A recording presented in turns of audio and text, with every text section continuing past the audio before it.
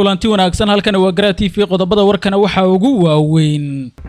ciidamadii ugu badnaa ee Itoobiya oo gudaha u soo galay Soomaaliya gaadiid dagaal iyo hub culusna keensaday gobolka Bakool iyo cabsi laga qabo in weerar ay ka bilaabaan gudaha wadanka kacdoon ka dhana Muuse Biixo oo ka bilowday Hargeysa iyo saraakiisha ugu badnaa ciidamada militariga oo ka baxay furimaha dagaalka kuna hanjabay inay la dagaalamayaan maamulka madaxweynaha Soomaaliland رئيس الوزراء حمزة عبد البر وقد حساسي oo ku saabsan xiisadda badda cas iyo bixitaanka ciidamada admis ka jeediyay shirka Kuuriyada Koonfureed dhulkana la galay madaxweynaha Kenya Abiy Ahmed oo xaalad degdeg ku soo rogay Addis Ababa iyo qaar ka mid ah saraakiisha ugu dhawaa ra'iisul wasaaraha Itoobiya oo naftooda kala cararay caasimadda wadankaas dawladda federaalka oo goobaha laga sugo amniga magaalada Muqdisho ku soo daadisay ee tababaran iyo arrintan oo durba walaac xooggan laga muujiyay qodobadaas ayaad ku daawan doontaan warka eebaweynaha hadii laga helo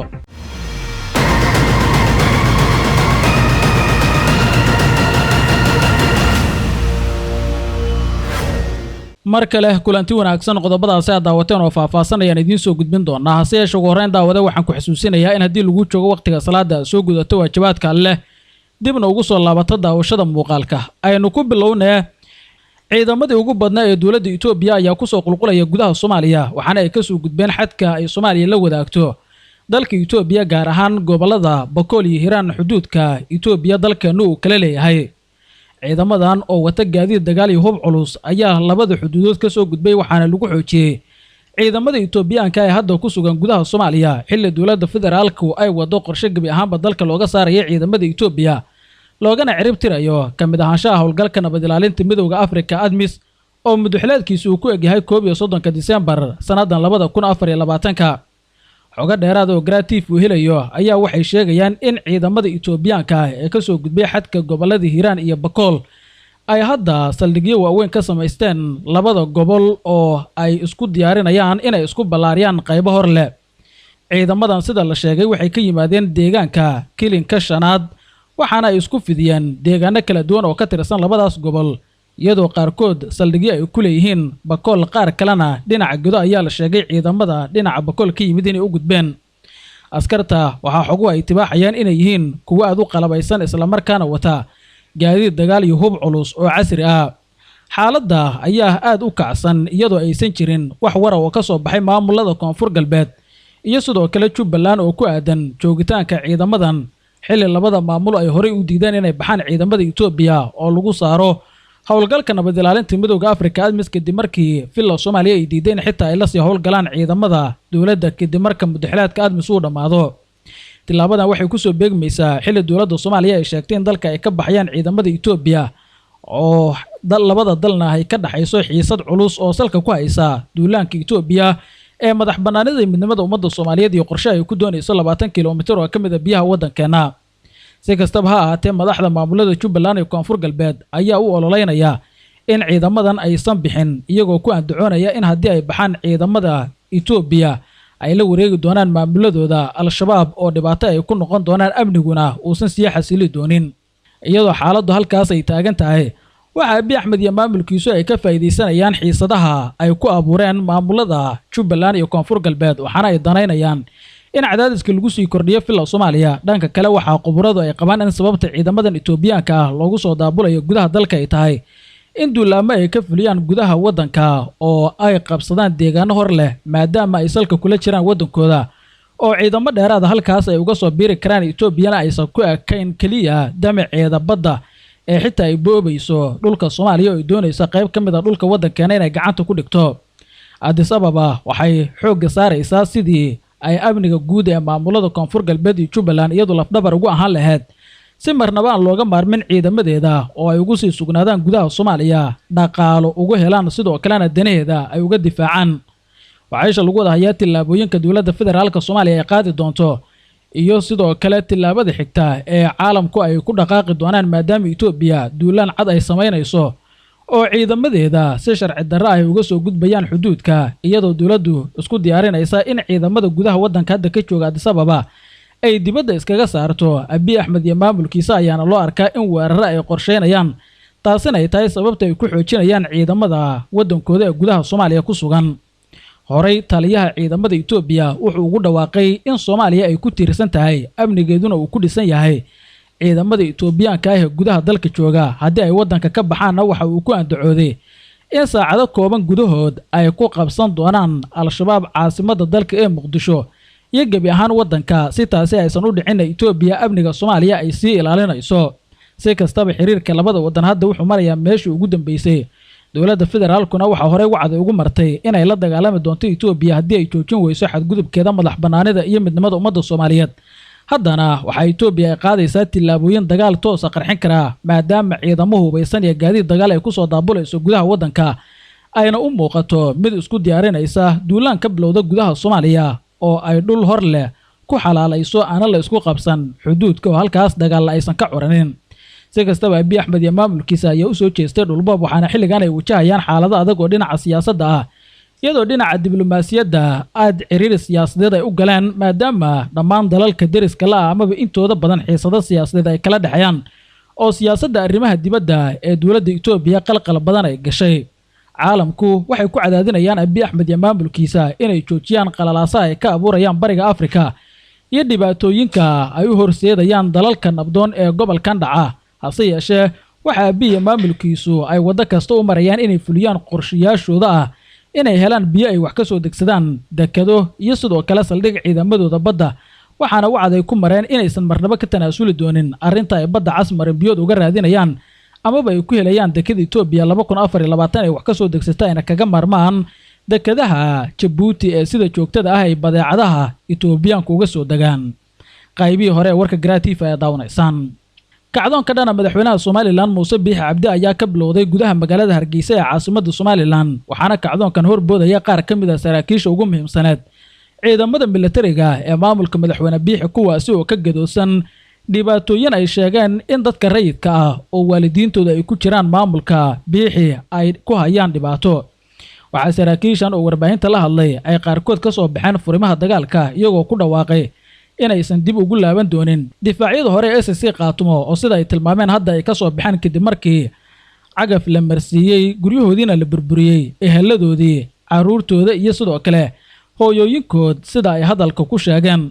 waxa saraakiishan ay tilmaameen inay ka tirsan yihiin militariga Somaliland iyagoo wacd ku maray haddii tilaabadan sii socoto in aan gacmaha laga sii qaban doonin oo ay u midoobi doonaan shacab iyo ciidanba sidii looga hortagi lahaa qorshaha maamulka madaxweyne Biixi uu wado arrintan waxay muujinaysaa halis culus oo ciidamada militariga ka horkeeni karta maamulka madaxweynaha Somaliland Muuse Biixi Cabdi oo hadda xaalado adag wajahaya haddii isku dhac militariga iyo maamulka uu bilowdana tan waxay ku qasbi doontaa ciidamo fara badan inay soo banayaan furimaha dagaalka taasi oo halis weyn ku noqon doonta maamulka Hargeysa ee mar kale isku diyaarinaya in talada hogaamineed ee Somaliland ay ku soo laabtaan Muuse Biixi waxa hadda culays badan uu ka haystaa dhinaca mucaaradka dhankooda xisbiyada mucaaradka ayaa fursad weyn u arka qayladhaantan ka timid saraakiisha militariga ah ee sheegay in dhulboob iyo dhibaato lagu hayo eheladooda sidaasna aysan u sii fiirsan karin oo aysan iyaguna ugu dagaalami karin Somaliland iyadoo shacabkooda gadaal laga dhibaateynayo xisbiyada mucaaradku waxa durba ay dhankooda xoojinayaan abaabulka ciidan ay wadaan iyagoo shaki badan ka qaba in Muuse Biixi uu diido doorashooyin inay ku qabsoomaan waqtigooda oo marka la gaaro November 13 doorasho ay qabsoomi weyso maadaama dagaallo uu bilaabay sidoo kalena uu ku xiray mucaaradka shuruud ah inay bixiyaan kala bar amaba 3 meelood meel ka mid ah lacagta lagu galayo doorashada haddii kalena doorashooyin aysan qabsoomi doonin si kastaba xaaladaha Somaliland ayaa marba marka ka dambaysa waxay yihiin kuwa ka sii daraya arrimaha doorashada ayaana xasaradaha cirka ku sii toolaya iyadoo Muuse Biixi uu qorsheynayo mar kale inuu ku soo laabto hogaaminta maamulkaas walow dagaal siyaasadeed oo adag ay kula jiraan hoggaanka xisbiyada mucaaradka ah ee UCID iyo wadani Faysal Cali Waraabe iyo sidoo kale Cabdiraxmaan Ciro oo dhankooda taageero xooggan haysta rajana ka qaba in markan laga daaduumiyo hogaaminta Somaliland Muuse Biixi filla Soomaaliya ayaa la aaminsan yahay in si dadban ay ugu jirto doorashada Somaliland oo ay la dagaalamayso soo laabashada madaxweyne Muuse Biixi waxaana inta badan siyaasiyiinta iyo xitaa dadka falanqeeya arrimaha Somaliland ay aaminsan yihiin in Cabdiraxmaan Ciro uu yahay musharax ay dhisayso dowladda Soomaaliya oo dhaqaale fara badan ay ku bixinayso sidii hoggaanka maamulkaas ugu guuleysan lahaa Ciro waxa la aaminsan yahay inuu yahay ninka kaliya ee ka shaqeyn kara isku soo dhaweynta gobolada waqooyi iyo koonfurta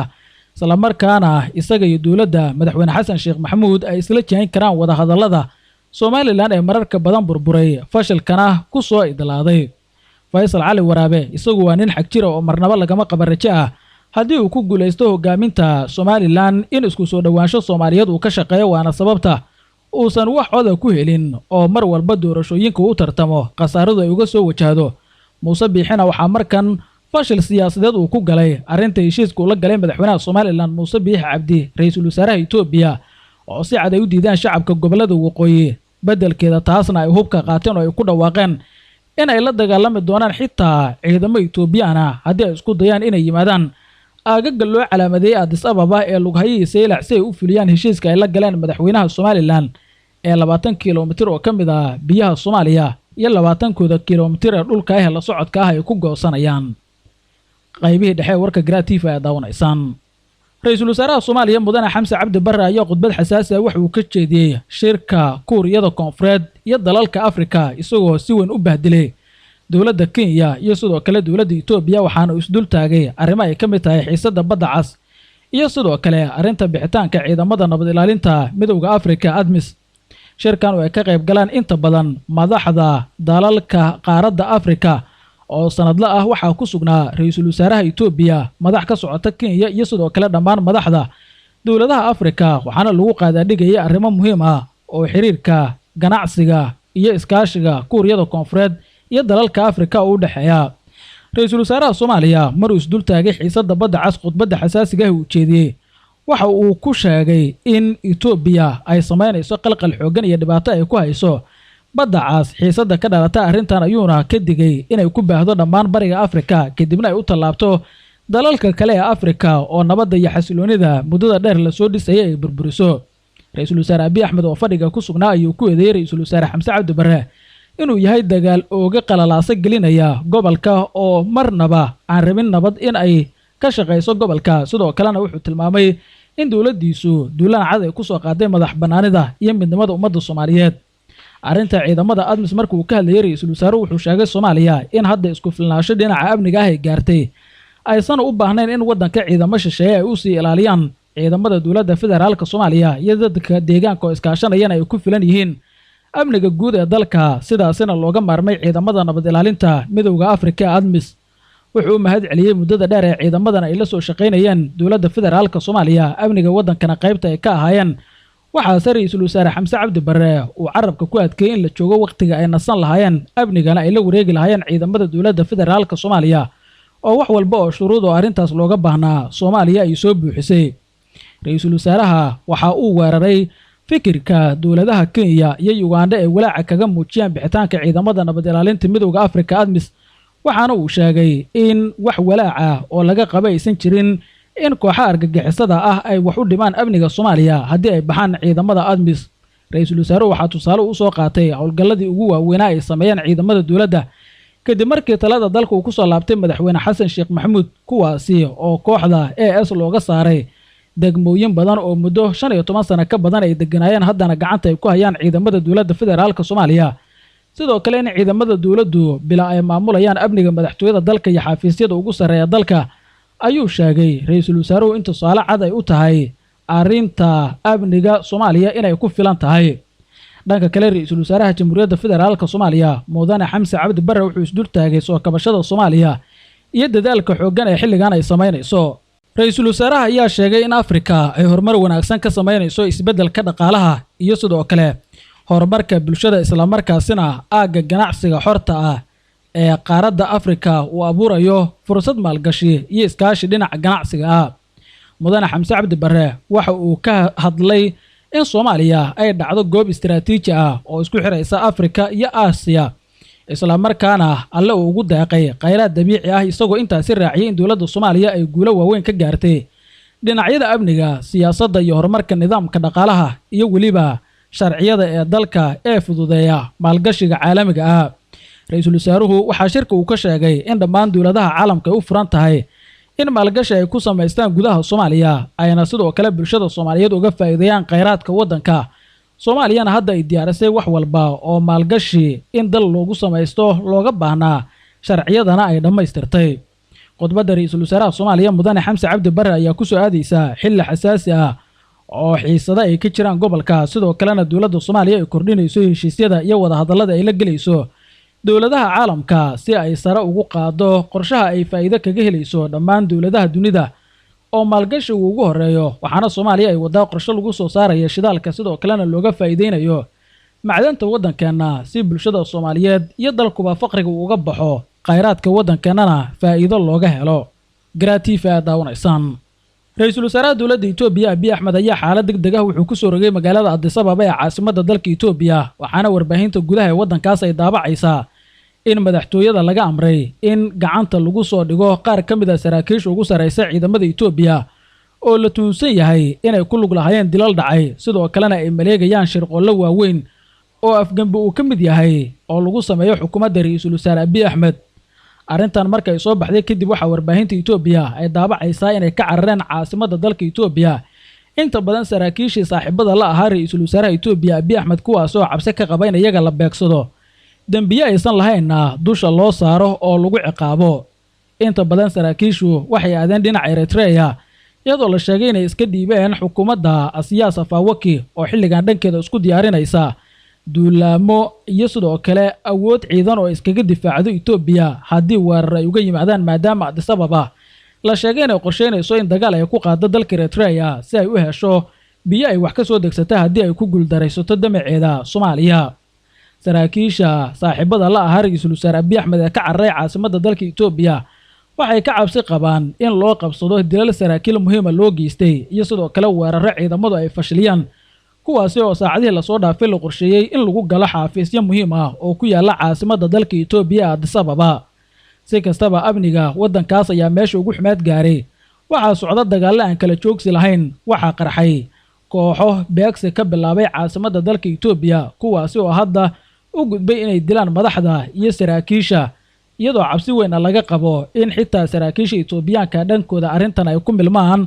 oo ugu dambeyn afgambi ay ku sameeyaan Ra'iisul Wasaaraha Itoobiya Abiy Ahmed maadaama dhammaan amaba inta badan qowmiyadaha Itoobiyaanku ay diidan yihiin taageerana gudaha waddankiisa uusan ka haysan dhanka kale qaar ka mid ah xubnaha mucaaradka ee dalka Itoobiya ayaa saacadihii la soo dhaafay waxa si weyn u baahiyeen in xiisadaha arrimaha dibadda ee uu abuuraya Abiy Ahmed uu ku qarinayo dhibaatada gudaha waddankiisa ka socota iyo burburka soo foolka leh dunidana uu ku mashquulinayo siyaasadda arrimaha dibadda si aysan indhaha caalamka ugu soo jeesan xasuuqa ciidamadiisu ay ka wadaan gudaha dalka Itoobiya ay u geysanayaan dadka shacabka qowmiyadaha Amxaarada iyo Oromada ayaa abaabul iyo isbahaysi xooggan bilaabay si ay ula dagaalamaan Abiy Ahmed waxaana hadda qorshaha ay wadaan loo arkaa inuu yahay kii soo afjari lahaa Abiy iyo maamulkiisa qaraska tuurnimada go'aanada ah sida isdaba joogga u qaadanaya ee halista u bareeraya dhibaatadana dhexda ka taagay waddankaas qaramada midoobay midowga Yurub midowga Afrika iyo IGAD dhammaantood waxay u soo jeediyaan Abiy Ahmed inuu joojiyo qalalaasaha gobolka uu ka wadayo go'aamada qaraska tuurnimada ah uu qaadanayo waxay u muuqataa in weli uu ku sii adkeysanayo in go'aamadan ay sii jiraan amaba uu xaaladan dalka ku sii hayo si danaha isaga u goonida ah uu uga fushado dalka Itoobiya ugu dambeyntiina dowladda federaalka Soomaaliya ayaa qaaday tilaabo muhiim ah oo lagu sugayo amniga magaalada Muqdisho ee caasimadda dalka taasi oo ka bedelan dhammaan bahanaankii hore loo sugi jiray amniga caasimadda waddankeena fila Soomaaliya waxa markii ugu horeysay baraha ciidamada ee laga sugo amniga Muqdisho ay geysay eeyo tababaran oo baara gaadiidka soo galaya caasimadda iyo gudaha intaba kuwaas oo ka qayb qaadan doona sugidda amniga afayeenka booliiska Soomaaliyeed ayaa sheegay in door weyn ay ka qaadanayaan xaqiijinta amniga magaalada iyo hareeraheeda eeyahan booliiska hadda gacanta ay ku hayaan ee la howlgalaya eeyaha horey waa u isticmaali jirnay kaliya waxaa hadda ku soo kordhay in kantaroolada laga soo gala caasimadda la geeyay eeyahan walxaha qarxa uriya waxaana lagu guuleystay in hadda waxa kantaroolada soo galaya dhammaantood ay noqdaan kuwa la hubo oo iyadan tababarka u haysta qaraxyada iyo baaruudda ay soo saaraan wax walba oo lagu soo qariyo gaadiidka ayuu yiri afayeenka sidoo kale wuxuu sheegay in qorshaha sugidda amniga magaalada Muqdisho ee qaybta ay ka yihiin eeyaha laga gaaray guulo wax ku ool ah waxaana kooxaha argagixisada ah uu sheegay inay ku guuldareysteen in caasimadda ay soo galiyaan qaraxyo waxa uu sheegay in eeyaha markii hore lagu aasaasay eeyo qaramada midoobay ee ku taageertay balse hadda booliisku ay tababareen eeyaha baara waxyaabaha qarxataasina ay u sahlaysa ciidamada in tiro badan oo eeyo tababarana la soo saaro si amniga ay qayb muhiim ah uga ciyaaraan si kastaba arrintan ayaa ah tilaabo kale oo dowladda u qaaday sar u qaadida amniga magaalada muqdisho ee caasimada dalka oo si weyn tanaya markii madaxweyne xasan sheekh maxamuud uu talada ugu soo laabtay dadaal dowladda ay u gelisay noqdayna mid xasiloon oo shacabku ay si ammaan ah oo nabadi ay ku jirto ay ugu nool yihiin ugu ganacsadaan uguna damaashadaan gudaha magaalada muqdisho ee caasimada dalka oo horey cabsi badan ay uga jirtay qaraxyana marar badan ay ka dhici jireen guud ahaan intaas ayaan kusoo gabagabeynayaa wararkii ugu dambeeyay arrimaha siyaasadda daawad hadday tahay markii ugu horreysay ee channelka soo booqata nagu soo biir subscribe dhaw sii share garee saaxiibo badan si uu gaaro tan iyo kulanti dambe ammaan Allah